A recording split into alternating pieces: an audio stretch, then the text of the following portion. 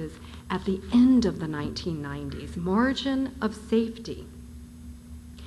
Buffett's principles are invest with a margin of safety, invest in what you understand, invest in proven, driven managers, and invest as if you have to stick with your position for a lifetime.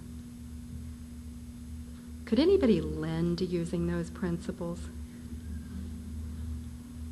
I think they're some of the wisest words that we can remember. We should live by these principles every day in our small business lending. And in fact, I would argue we do live by them in our small business lending model because we've even managed to codify some of that intelligence into our credit decision system, into Roadrunner 2.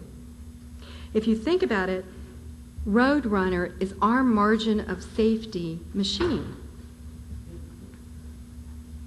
What Roadrunner does is try to take the most comprehensive risk industry in really the banking business and calculate an optimal price to pay, an appropriate rate of interest that builds in that margin of safety. And the reason why I think we're advantaged to have something like Roadrunner is we have been at that point in the cycle. I'd argue we're out of it now. Most lenders have got cold feet, but we have been in that point in the cycle in the last year when people believe the good times will never end, they'll go on forever, and they stop pricing for risk. So let me go back to The Economist, that October 3rd edition. Page 19.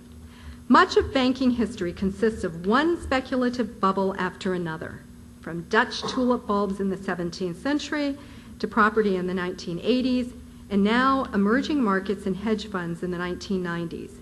Each tends to be fueled by an explosion of credit, a wave of unwarranted optimism, and a subsequent mispricing of risk. Now, Roadrunner can only do so much because it can quantify risk, but at the end of the day, you know that it's only a tool, and a tool is only useful if there's someone to use it, and the someone is obviously you. You're the ones that have to take Roadrunner and turn it into not only our engine for margin of safety, but our engine of growth. But I think you all know what growth means. I have to give this lecture sometimes and people don't know what growth means. So what is it that we're actually trying to grow? Assets? Profits. Thank you very much. And I understand you guys are actually beginning to get some tools to know how you're doing that. Right? So you now know the yield on your originations. Is that not true? I've lived long enough. Colleen accomplished what I never could. Listen, managing risk in a time of economic prosperity, it's like playing basketball with a 6-foot-high hoop. Anybody can slam dunk. Now is probably the end of that time of invincible prosperity. Now is the time when all the lemming-like behavior that's probably occurred in the last couple of years is going to come home to roost. You saw it in the New York Times last Friday. Every boom contains the seed of the bust that's to come. And the seed, by the way, is virtually always, not virtually, it is always irresponsible leverage, because you can't have a boom without leverage. You see, people can't spend the kind of money they spend during the boom and bust cycle without leverage, without somebody lending to them. This is why bank stocks always trade at a discount to the S&P 500 PE ratio. Bankers always bemoan that, but it's a fact of life. We usually trade at about 65% of the PE ratio. If we traded at the PE ratio of the average of the S&P 500, your stock would be worth about $500. The reason why we trade at a discount is because of the volatility over the economic cycle of financial services stocks.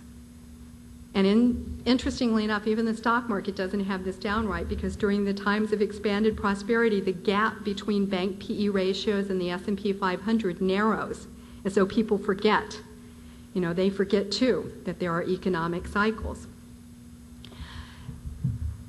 In Kuala Lumpur, there are two buildings called the Petronas Towers. Have you read about them? They're the tallest buildings in the world. In Malaysia, they are also see-through buildings. They are virtually vacant. They have less than half the building, substantially less than half the building occupied. Whopping vacancy rates. If you look through the Petronas Towers, what you see behind them is a score of conservatively dressed bankers who projected the 9% GDP growth in Malaysia to infinity. True cash flow projections. To infinity. Optimism? Complacency? I'm asked frequently these days, is this a recession? Is deflation going to happen? I asked Peter Drucker that this weekend. Thought it was a pretty stupid question. He's like, how would I know? I can honestly say, and I'm sure Mike said the same thing today, I can't tell you if a recession is around the corner. You know, it's a well-known fact that the stock market has been able to predict 8 of the last 4 recessions. 1981, the market dropped, we had a recession. 1987, the market dropped, we didn't. 1990, the market dropped, we had a recession. 1998, I don't know. Market dropped, I don't know. What I do know is that times aren't going to stay the same. They are going to be different. And I suspect that they are going to be tougher. And this will be the second test of our small business model. The first test, of course, was in 1991. And the difference was in 1991, we were a much newer and a much smaller business than we are today. I actually think, however, that we are much better prepared today, much readier for this next economic downturn than we were in 1991. In the next recession, my guess, in fact, I go past that to saying my bet is that our informational edge in this business will actually lead to a market share edge. Not initially. In fact, I'm sure Mike taught you today, what will initially happen is your credit-worthy customers will stop spending money, and therefore their borrowing requests will decline. They sometimes virtually dry up. Credit outstandings actually shrink during a recession. Commercial and industrial outstandings go down usually about 10%. But as you go through the recession, what will happen is your competitors, particularly your less prepared competitors, will retrench. And during that period of time is our opportunity to pick up market share. 1998, do you realize it's been your best year ever? Which is another reason to think that 1999 won't be. We're going to originate over $2 billion this year. Loan losses are at their absolute lowest level ever. There are months when we don't have loan losses. We actually have net recoveries. Thank you, Steve. It doesn't get any better than this, which is why our institutional memories, Mike's and Steve's and Colleen's and Don's and mine, are all kind of crying out, beware, beware, this feels like the end of a cycle. And if we weren't saying that already, and we were, you know, that New York Times pretty much says it for us. So I want to end with one final note, because I want to end this with you coming out of this thinking cautiously but optimistically. My favorite saying is a lender. I learned this one about 20 years ago, back when people actually shaved with razors instead of electric machines. Lending is like a razor.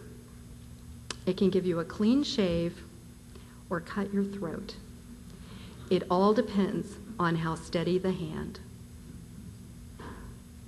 I think going into 1999, what we have to have and what we can have, because of the institutional memory and because of the quality of the people in this room, is probably the steadiest hand in the business.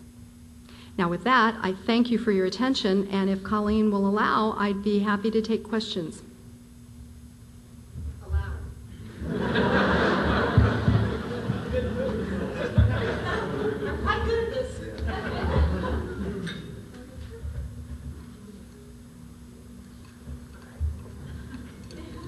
Dean. Chair, what about some of the other sectors like consumer? The conference spoke to today was, talking about the 125% home equity loans. Are you concerned about those portfolios in our bank and then industry-wide? I'm concerned about them industry-wide for a reason I'll get back to. We actually, of course, as you know, don't do them. Although I don't think that that's necessarily